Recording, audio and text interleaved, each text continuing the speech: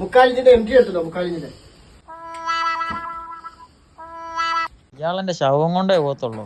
പണിയെടുത്ത് കൊല്ലുവാന്നല്ലോ മനുഷ്യനെ. ഇത് തന്നെയാണ് സാധനം. എന്തായാലും കൊണ്ടുപോവാം. ഞാൻ പറഞ്ഞത് MT ഐഡിയടാ, ഇത് FT ആണോ? കണ്ടാലും ഇത് രണ്ടും തെറ്റിപ്പോണ്. എനിക്ക് ഇത് എന്തെങ്കിലും ഐഡിയ ഉണ്ടോ മനസ്സിലാക്കാൻ? ഇത് നിനക്ക് MTയും FTയും തമ്മിൽ തിരിച്ചറിയാനുള്ള എളുപ്പമുള്ള മാർഗമാണ്. അത്രയല്ലേ ഉള്ളൂ. അത് തന്നെ, പെട്ടെന്ന് എനിക്ക് മനസ്സിലാക്കാനുള്ള ഐഡിയ. നീ ഇവിടെ ഇരിക്കെ, ഞാൻ പറഞ്ഞുതരാം.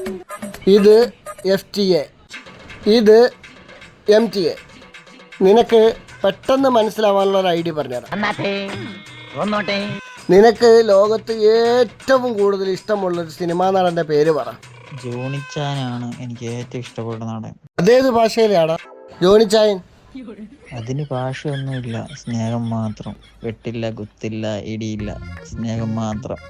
അയാൾ മൊത്തത്തിൽ ഒരു ദുരൂഹതയാണ്. ചില സമയത്ത് കുട്ടികളെ പോലെ കളിച്ചും ചിരിച്ചു നടക്കും, മറ്റു സമയത്തോ അതുപോലെ അല്ല. നിനക്ക് ഏറ്റവും കൂടുതൽ ഇഷ്ടമുള്ള സിനിമാ നടന്റെ പേര് ജോണിച്ചായൻ അല്ലേ? അപ്പോൾ ഒരു കാര്യം ചെയ്യാം, ഇവനെ നമുക്ക് ജോണിച്ചായൻ എന്ന് വിളിക്കാം. എന്താ ജോണിച്ചായൻ. ഇനി അടുത്തത് ഇവനെ മനസ്സിലാക്കാനുള്ളത്, നിനക്ക് ലോകത്തെ ഏറ്റവും കൂടുതൽ ഇഷ്ടമുള്ള ഒരു സിനിമാ നടിയുടെ പേര് പറ. എനിക്ക് ഏറ്റവും ഇഷ്ടമുള്ള നടി മിയ ഖലീഫയാണ്. നിനക്ക് ഏറ്റവും ഇഷ്ടമുള്ള നടി മിയ ഖലീഫയാണല്ലേ? അപ്പൊ ആ നടിക്കും ഭാഷ ഒന്നും ആവശ്യം ഉണ്ടാവത്തില്ല അല്ലേ? സ്നേഹം മാത്രമേ ഉണ്ടാവത്തുള്ളൂ. അപ്പൊ നമുക്കിതിനെ മിയ ഖലീഫ എന്ന് വിളിക്കാം. FTA എന്ന് വെച്ചാൽ ഫീമെയിൽ ത്രെഡ് അഡാപ്റ്റർ. ഉള്ളിൽ ത്രെഡ് ഉള്ളതാണ് ഫീമെയിൽ. MT എന്ന് പറഞ്ഞാൽ മെയിൽ ത്രെഡ് അഡാപ്റ്റർ എന്ന് വെച്ച് കഴിഞ്ഞാൽ വെളിയിൽ ത്രെഡ് ഉള്ളത്. അപ്പോൾ ഇത് ജോണിച്ചായൻ, ഇത് മിയ ഖലീഫ.